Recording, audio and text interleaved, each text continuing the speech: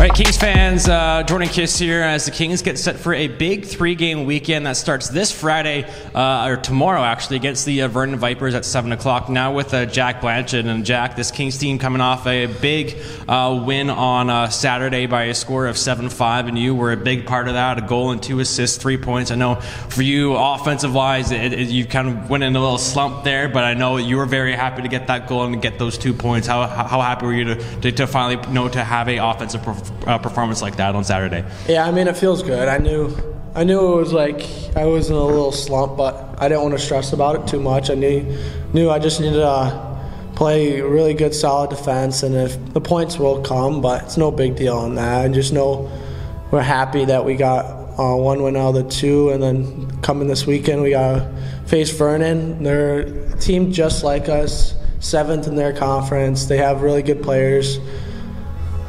Decent D, and I think we need to take advantage for sure, and then build momentum into Alberni and Cowichan as well. Yeah, so yeah, it is big 3-game weekend. Of course, you know it's easy to look ahead to what's to come after tomorrow, but obviously, is it just simply you got to take things 1 game at a time? Exactly. I know 3-3, getting to this time of the year, it's bodies are hurting, guys aren't feeling good. It's tougher on the body than regular in the beginning of the season, so we just gonna need to just worry 1 game at a time, 1 shift at a time. The first period, your first shift, stuff like that. Just got to help out with the younger kids as well, too, because they just didn't realize how long of a season it is, too. So it's just going to be a challenging, but we're looking forward to it, us veterans. So. And then as you get set to take on the Vipers, it's the one and only time you see them this season. Is it different the way you approach a game, knowing that it's the one and only meeting versus somebody like Alberni or Cowichan who you've played many times already? Not at all.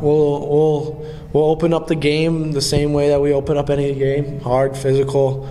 Got to play full 60 minutes, not 50, not 55. We got to play 60 strong minutes, and we should have a good outturn here. So yeah, I know you're somebody who likes to pick up points, score goals, but you're also somebody that's is improving on the defensive side of things. I know Harry and Brock have worked a lot with you, and I know you've gotten better on the defensive side of things. How do you feel that you have progressed in your defensive play? Yeah, I mean, I think we were in seminar, and I listened to a few interviews, and they stressed about how my defense was a little tough, struggling.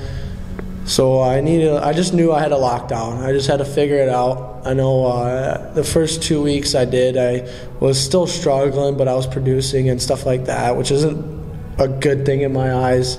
I just wanted to be a sound, good defenseman, and then the other stuff will come as it is. And then I feel like since Christmas, I mean, I just bear down on defense and just picking up my guys, pushing guys on their butts in front of the net, stuff like that. And it's shown. I mean, it's just not me out there as well. It's as a decor, as my partner between the pipes, the 2-3 forwards. It's just not me, but I'm sure I've stepped it up a little bit. Yeah, absolutely. I think on Saturday, I really noticed one of the most notable defensive performances that you have that I can see out there. Yeah. So it's tough. I mean, there's a lot of pressure at that time of the year in seminar, but I feel like I've handled it pretty well, and just put that stuff in the past and just worry about 1 shift at a time, just playing defense, and then offense will come. Yeah.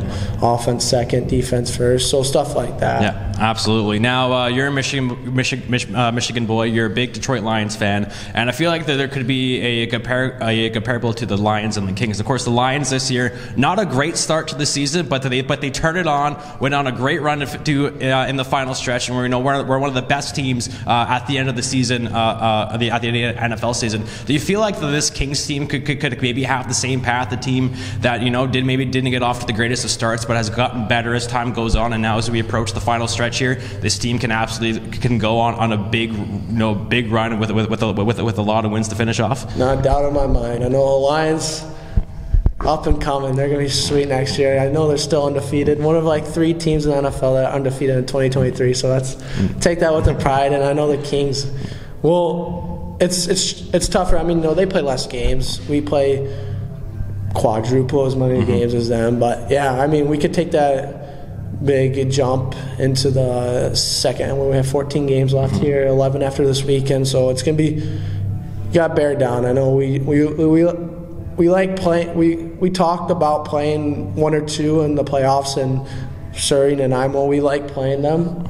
We like them a lot. We match up well with them, so I like that a lot. So we'll see what happens in the standing. Let's see how last 14 games is playing out. So yeah, it's definitely going to be a very exciting final stretch here for the Kings. And before we wrap up, I know you have a big shout out you want to give. So back home, Michigan, I'd like to give my dad a big happy 50th birthday today. I know tough not being with you today, but I'll see you soon, and happy birthday, Dad. Yeah, well, happy birthday, Mr. Blanchett. Hopefully Jack can give you a couple goals and maybe 3 wins this weekend as the Kings. Big 3-game weekend starting this Friday, tomorrow at home against the Vernon Vipers, 7 o'clock start. Get your tickets right now online at tickets.palriverkings.com.